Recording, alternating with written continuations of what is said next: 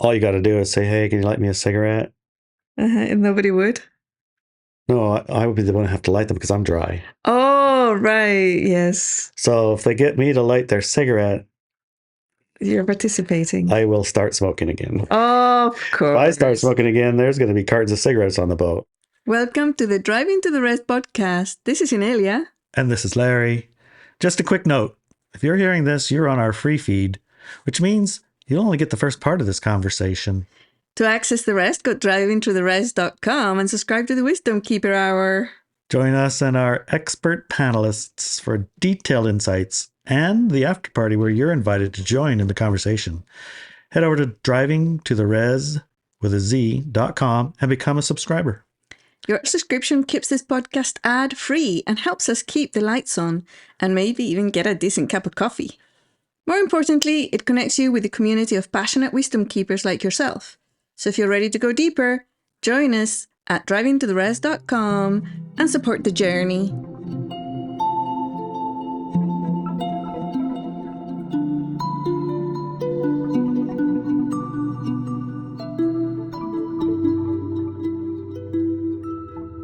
Hi. Hello. Larry. Yes, darling. What happens when the crust comes off? Well, so start with what is a crust? What the heck is crust? Yes. What do you mean by that? Yeah, start there. That'd be a good starting spot. Remove the crust. Yes. So what was your crust? What do you think? I think that the crust is the lens through which we view and interpret data that we're receiving. Mm-hmm. So in some cases, like my favorite example is my great uncle, who's passed now, was walking down the dock, and I was walking down the dock the other way, and I met him in the middle, and I said, "Good morning," just meaning good morning. Yeah. But he had a pretty thick crust on. Yeah. And his answer was, "What the bleep do you mean by that?" Like, I mean, it's nice this morning and greeting, good morning. It's going to throw me off the dock for saying that, you know? Yes. So he had a pretty thick crust that he carried around all the time. And we all have some form of a crust that we lens through our experience of reality.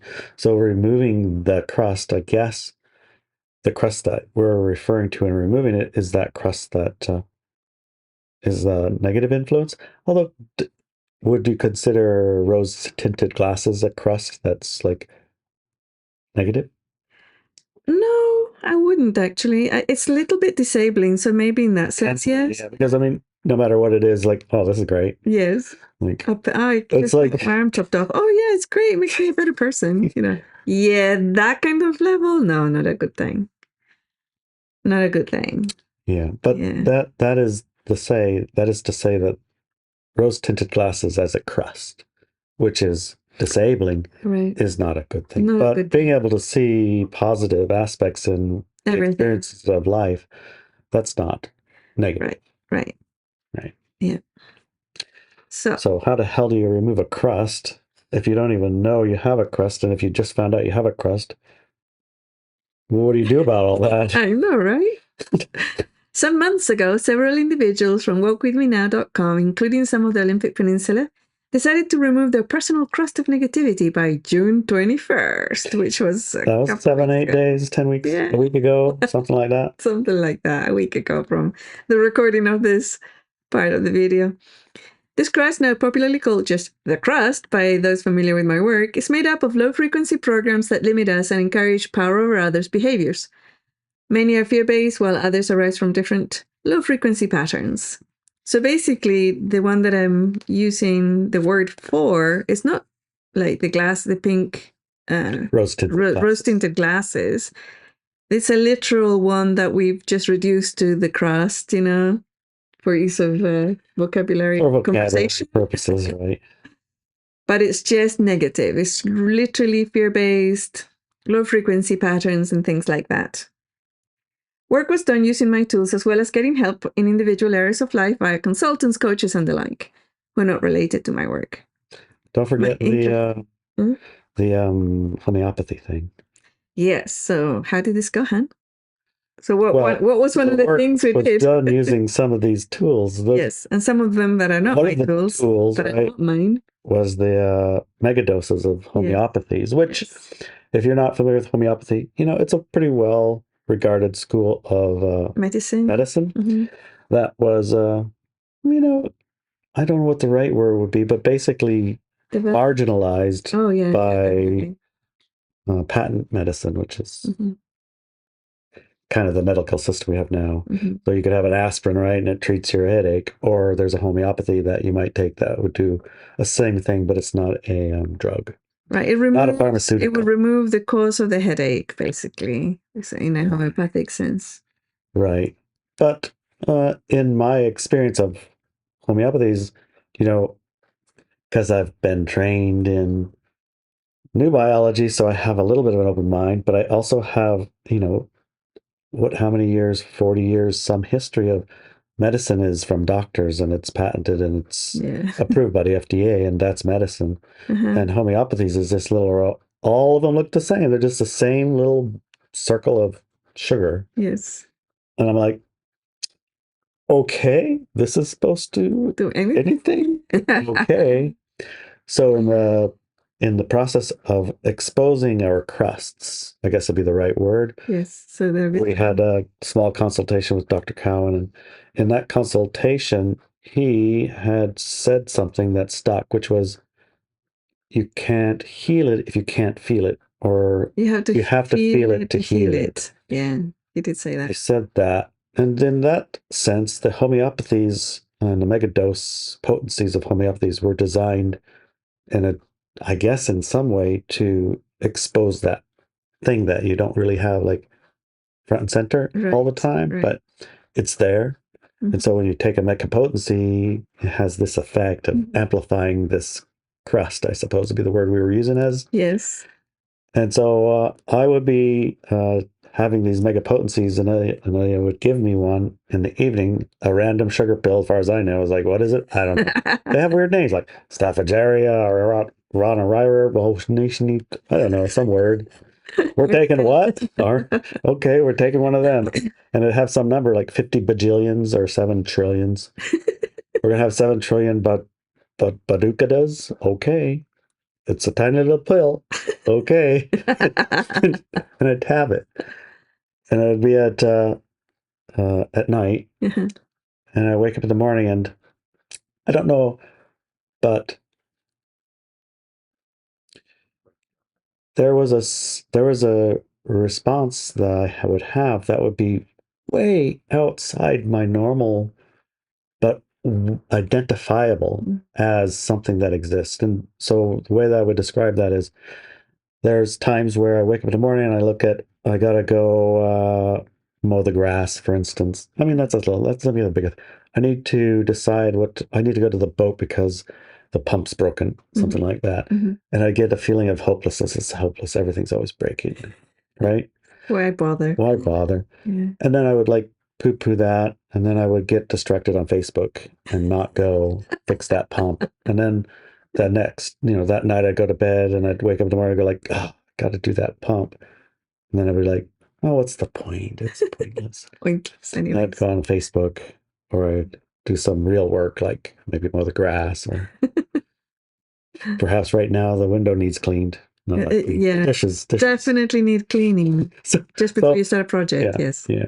And so I would continue like that for a while, and the pump in the boat would be getting, not fixed, and then there'd be water in there, and then it would break something else, and it'd be like, if I had just taken care of it when I needed to, I would have done it. Mm-hmm. But there's this tiny little undercurrent of its hopelessness riding there that stopped. Eventually you saw it. But when I took a megapotency, it was everything is the end of the world. It's all purpose pointless. Why even get out of bed? Boat, house, dog, cat, fish, podcast, totally hopeless. Music. Doesn't matter what it was. So I was like, oh, this is a crust. Yes. Yes. So when I seen it, now I'm aware of it. Now I'm aware that it's also a crust. Yes. And then I can use any one of your tools, whatever is appropriate, to in some ways you process it, in other ways just becoming aware of it changes it, being conscious of it. It's like, oh, I know what that is. That's the debilitating program that I've crusted myself with. So am I going to use it and not do what I was going to do, or just go do what I was going to do? And yeah, sorry, that don't work no more. It's not hopeless. Right. So that was part of my experience of decrusting. And you gave me a lot of different pills. Let me say, I felt a lot of different things. Well, it wasn't a lot. I think we managed to do 3. That's different ones. Let me tell you what, that's a lot. I remember one week said 10. Doesn't it have 10? No, I didn't read the dang book. I just went with you, honey. Yeah. I remember feeling like 3 was 30. Yes. And I remember saying, I think we better take a week off because we actually got to get something done this week. Yes, you did say that. I need to do some work, get the work done. I need to stop. Yes. Yeah, that was quite funny. Anyway, yeah, there was an artificial date set of the 21st to give us a little bit of time pressure. And we did accomplish quite a lot of crusting. Yes. Yeah. As did our Wisdom Keeper panelists. Continue. So, yeah, well, a few of our panelists from the Wisdom Keeper hour of our podcast participated in it. So you can hear their experience when you subscribe. From what I can gather, the change has been very intense, positive, but intense. Yes. Yes. The consequence of removing the crust for me has been I went fishing. Yes, you went back to fishing. I hadn't fished for 7 years. And the boat, wow, that was 6-7 months of every 3 days a week going down to get it back ready to go fishing after sitting for 7 years. And one of the things that I found in that process of going fishing that I found super interesting was that one of the reasons why you had stopped 6, 5, 7 years ago was that there was no crew that was compatible, and it was like impossible. There's nobody there. There's no crew. Or they were like, obviously now we know they were there, but they were invisible. Well, they also weren't ready. They weren't ready. They were invisible, and they were doing other things, probably, right? They were completely busy doing other things. Yeah. So it's like that's the co-created, co-manifested, realities, right? Of it. And the process. What I found, one of the things I found interesting all those months ago, before you even decided to go fishing, when you decided I'm going to sell the North has been telling me that she wanted to be spruced up, cleaned up, and all the graffiti that looked like a men's urinal in where you sleep, that she wanted that gone because it wasn't supportive. It was pulling you back and like into the past and things like that weren't healthy. Yeah, it was the sigils from all the past visitors or crews or whatever's that came to the boat. They would like to sign the wheelhouse wall, and they weren't all high frequency, right? They were. Yeah, they weren't all high frequency. They all were all, but their energy was now linked and connected. So I had a great moosh of crusts. Yeah. And the only way I think that could be done was that if you thought you were selling the North, because you cleaned the North, and not just that, but then cleaned the boat end to end. You found all those. I found a wallet that had been stolen maybe 15, 20 years ago, and they stole it by taking the money out and throwing it way in the back of the boat, down past the batteries. Yeah. Yes. Yes. Stolen by one of my deckhands. Oh, it's so bad. Tinkers. So bad. Yeah. And they helped me look for it too. Nasty. It's so nasty. So all that energy had to be removed. Yeah. And that took a while. And then, like, even lots of people were interested in buying the North. Nobody came through. And even, I remember one of them was like so ridiculous. Keep you going for a while and then, oh yeah, just give it to me for free. And eventually one day I'll pay you. It's like, are you fucking kidding me? Pardon my Fs. I know. No one that I've said anything to about that has said, oh, well, that's pretty reasonable. They've all said, it's like, what on earth? He was just trying to get that boat for free. So ridiculous. I mean, if you were going to give it for free, you might also give it. Well, that's what I said to him. I said, if I'm going to give the boat away for free, I have lots of friends that I know here that I would give it to. Yes, exactly. So anyway, so it's a whole process. And I think that is when the actual crust that is removing, because oftentimes by the time we become conscious and aware of something that we're already doing, we've already started it. like a long time ago. Yeah. So then those months and months of getting and Craig has been your friend Craig, right? Yeah, he was pinged from across the country. He's like, he had 100. This is the funniest story. Yes, the funniest story.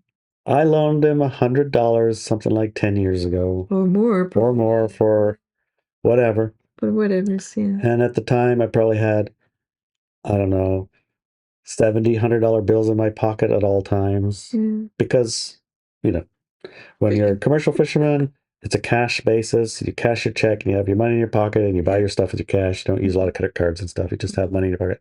So giving him $1 at the time, even though it's $100. Yeah.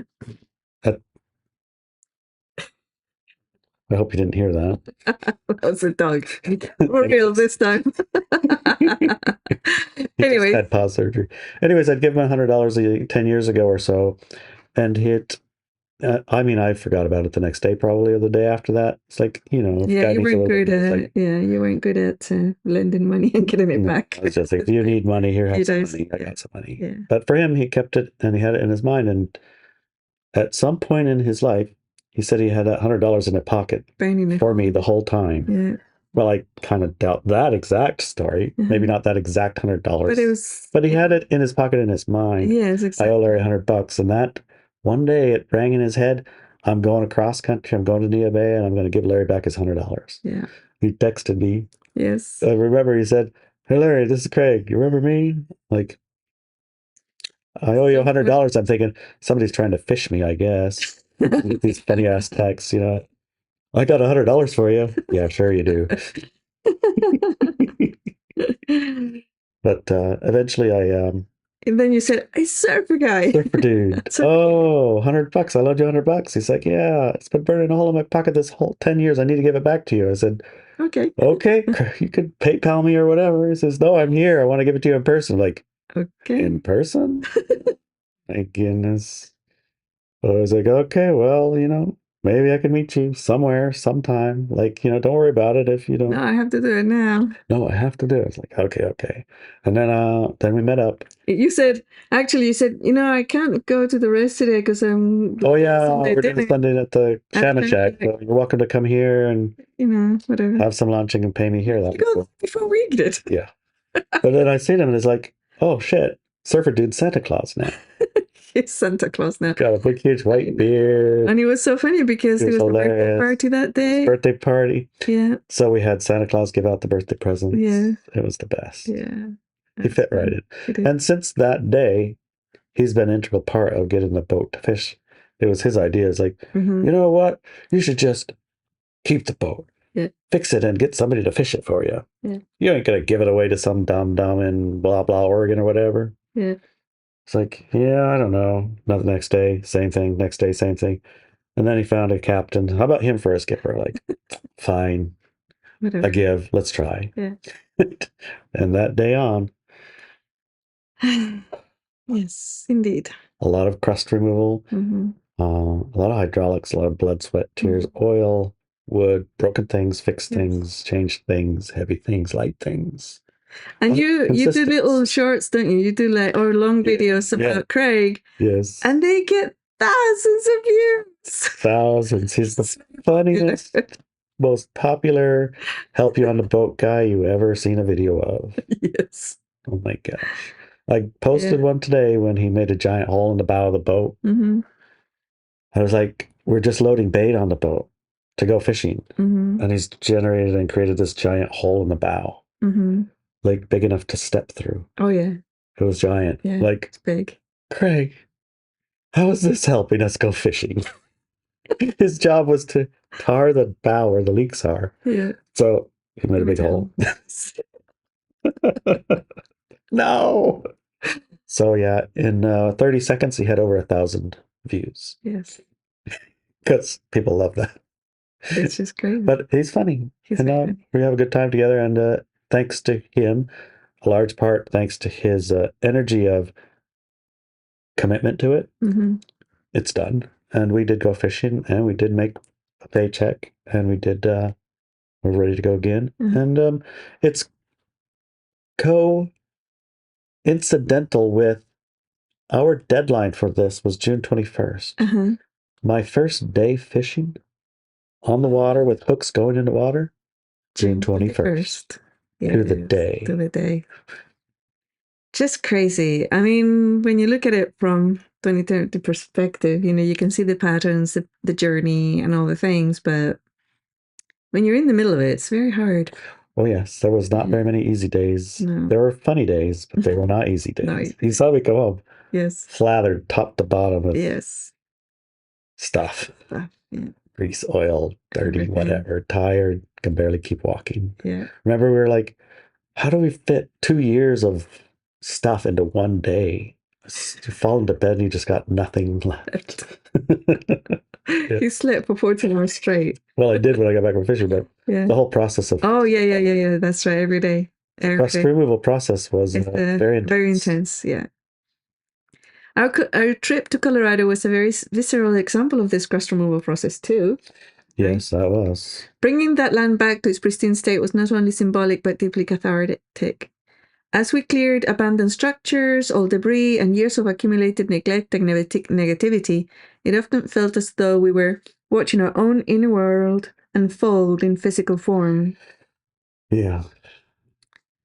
What exactly is it that we have been removing? I could go on about that for an entire book series. So you like to tell your stories through books. I do.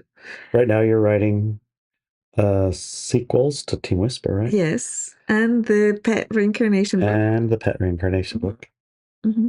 In short, we have been removing the hidden and sometimes obvious programs, beliefs, and inner worlds that keep us... Inner firewalls that keep us locked into low-frequency ways of creating reality. That, I think, is the key sentence there. Mm-hmm. These sometimes obvious, sometimes hidden programs and beliefs and inner firewalls that keep us locked into low-frequency ways of creating reality. So we always have 100 volunteers to co-manifest a reality with us, or however many are in your circle. Right? And sometimes outside your circle of even awareness, like the grocery store clerk, the gas station attendant, the drivers on the freeway next to you, right? They're there to co-manifest reality. Our crusts were put there for us to experience a dark experience of reality. And so when you start to remove that crust, you start to remove the invitations for that co-created reality to come to be. For me, it has been an interesting journey. I find that when I remove a bit of that programming, the lives of those around me seem to blow up or expand, depending on one's point of view. Hidden issues surface, long-standing situations unravel, and major life changes begin. Larry and I were discussing a strange phenomenon we have witnessed repeatedly over the years. Whenever I employ someone to do a job for us, whether fixing a driveway, recording one of my novels, building a website, or something entirely different, their lives seem to blow up. They either work through that, what comes for them, or we never hear from them again, or from the money that we paid them. Yes, that can be somewhat frustrating. Yes. I have tied all these ideas together. How are these related? My current working theory is that it has to do with frequency compatibility. As one person shifts into a higher frequency way of interacting with the reality, those around them are naturally invited to find a new equilibrium. Some embrace the opportunity, some move away, others go through a period of intense upheaval before finding a new balance. What do you think? Have you ever noticed something similar? Well, I think in the past, I modified my own frequency to make it lower through substances, drugs, alcohol, whatever. Yes. Right, because yes, it isn't pleasant to hang out with people whose lives are blowing up around you all the time. That's one way of saying it. Another way of saying it is it's hard to relate with people whose lives are always blowing up all the time. Yes. Another way of saying it is if you just take these alcohols and whatevers, then lives blowing up all the time dramas are like quite entertaining. But without it, it's bit exhausting. It is exhausting and it's not interesting at all. And so if we have a good crust going, then we can have an appropriate low frequency response, which is the co-manifestation of that reality. Yes. We can have that with them, and it's at least something, right? Without that crust, they have their thing. Yeah. And we don't get a jolt out of it. Right. But also, I think that as we, like, with your example, stay sober, when those things start happening, and like you said, we now move to response instead of reacting to it from a low frequency engagement and feeding that negativity, we become more aware of when that happens. And even when our like minds or souls or emotions or bodies react in the previous pattern, we have the capacity and ability to hold it, not step into it. Hold it until it passes. Yeah, I have a pretty dramatic example of that. This last fishing trip, one of the guys is a smoker. He's running the rail. A very important position on the boat because it's the most skilled one. And he smokes. And he can't light a cigarette while he's up there because it's gloves, wet, there's drips raining down, all this stuff, right? And the last, I don't know, 10 times I quit smoking on the boat. All you got to do is say, hey, can you light me a cigarette? And nobody would? No, I would be the one who have to light them because I'm dry. Oh, right. Yes. So if they get me to light their cigarette, you're participating. I will start smoking again. Of course. If I start smoking again, there's going to be cartons of cigarettes on the boat. Yes. But if I'm not smoking, I don't go buy cartons of cigarettes. Exactly. Yeah. It's kind of a co-manifestation. It is. Yeah, it is. So this trip, yeah, he asked me to light him a cigarette, but I laughed. Yeah, right. You fucking kidding me? I'll hold the lighter for you, but I ain't lighting you a damn cigarette. He says, yeah, every time I quit, somebody makes me light their cigarette, and then I start again. It's like, exactly. I'm not doing it. Doing that. So you could get a blowtorch or something up there and light your own cigarettes, but I'm not lighting you a fucking cigarette. Fucking crazy. Yeah. So in the past, I would use that as my invitation. It's like, how do I support my man best? I'll light a cigarette for him. Yeah. Because he really needs that. Yeah. I need him in that position. Yes. So I'll help you. Yeah. Thank you. Now I can smoke again. Now I can smoke again. Yes. It's not my fault. You did it. I blame you. There you go. See, yeah. This is crust in action. Yes, crust in action. Crust removed is I know what you're doing. You know what you're doing. We both know what you're doing. Yes. And it's not working. Not working. He laughed. It's like, yeah, I get it. That's an excellent example. Yeah. I like it. I thought it was hilarious because how many times I had used it to start smoking again. Yeah. I bet. I bet. A lot of times. A lot of times. Oh my goodness. Yes. How about any current example for you? Anything similar like that? Well, somebody asked me, how is your crust removal going? You know, have you succeeded in what you wanted to do? What I found interesting is that when I looked at that question, it felt like, personally, not like I'm not talking about you or others, personally speaking, for me, the crust removal is a non-issue, it's not relevant. And I was like, well, how can that be, you know? And it comes back to the issue of creating realities. And I've spoken many times that at a personal desire level, I don't really have those desires. When people say, you know, are you evolved? Are you enlightened? Are you evolving? Are you stepping into enlightenment? I would go like, irrelevant. I don't have any desires to do any of those things. It don't seem relevant to me. What I perceive is a crust that allows me to interact, almost like a persona. right?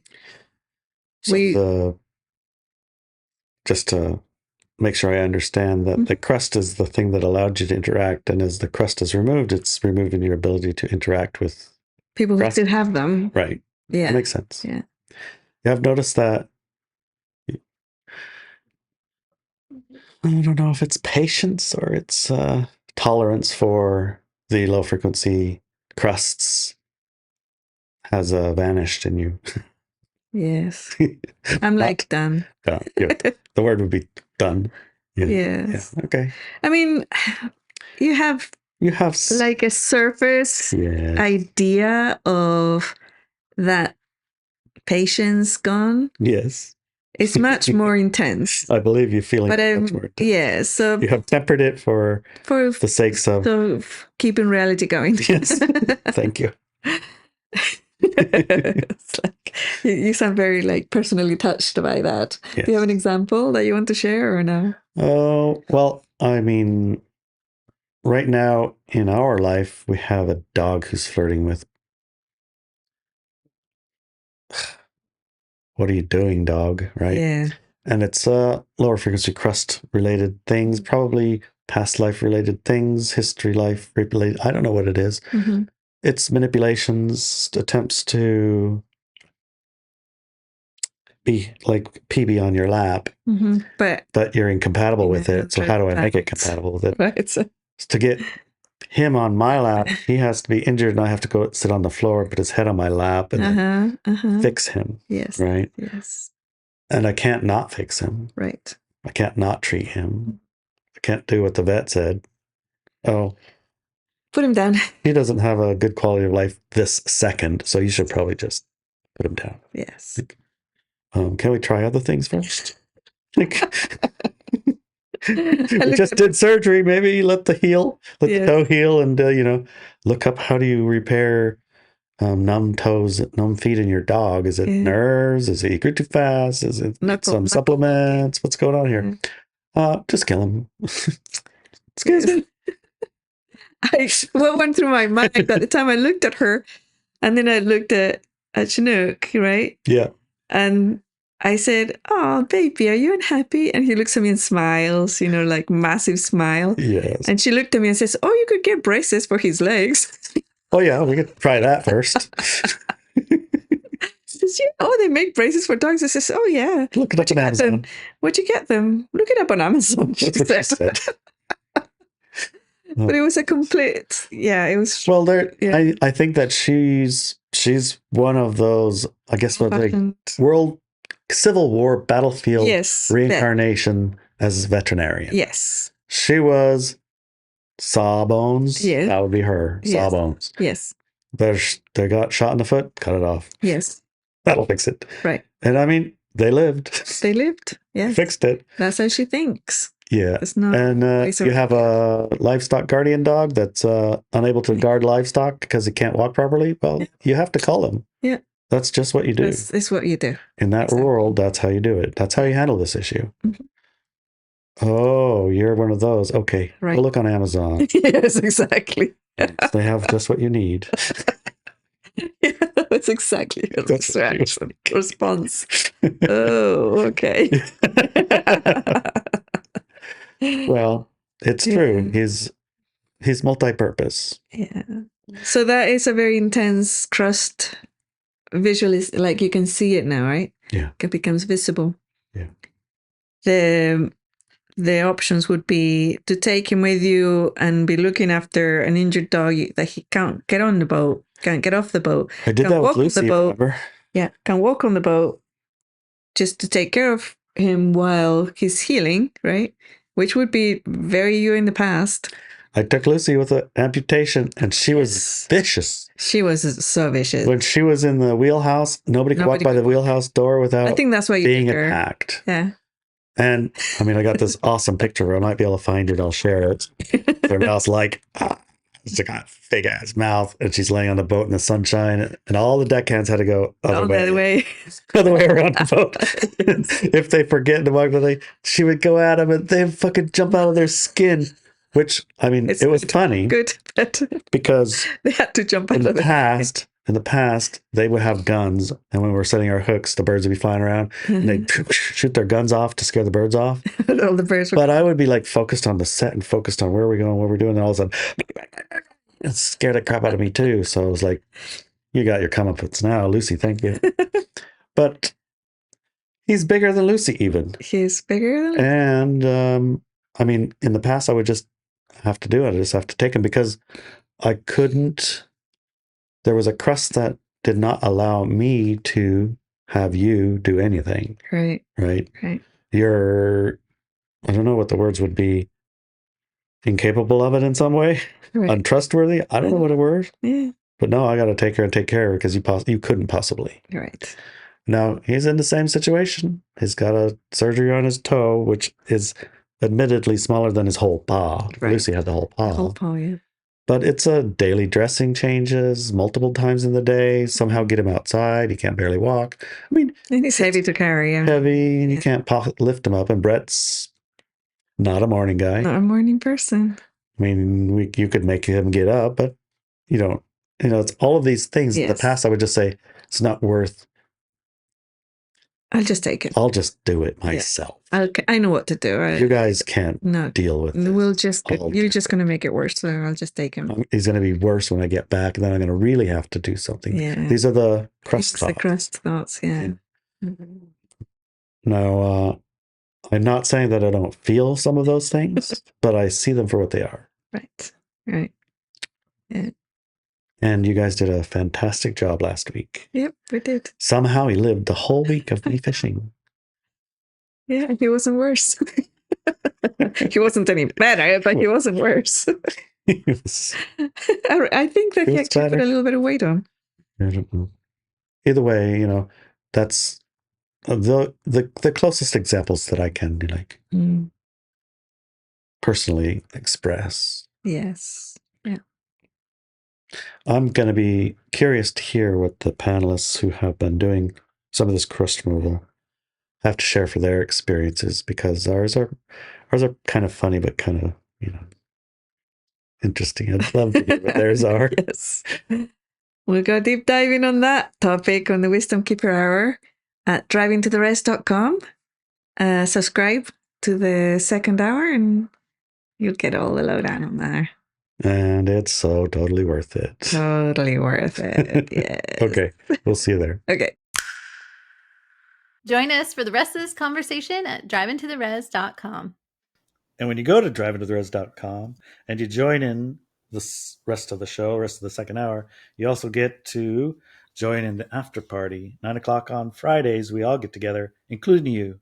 Before we decided to clean the crust, right? Mm-hmm. Do you remember when that was? Because I can't. Was it January, maybe? February? No. I think it was end of February. Yeah. I think it was around that. Yeah, so we had February, March, April, May, February, June. March. We had about 4 months. We gave ourselves about 4 months. Yes. Okay. But my change started in January 26th. I won't forget that. And so it was quantum, right? The change began before you made the decision. Yes, it's interesting, right? Yes. It happened in January 26th, and since then it was just the ball getting bigger and bigger. So what happened in January 26th? Are you going to tell us?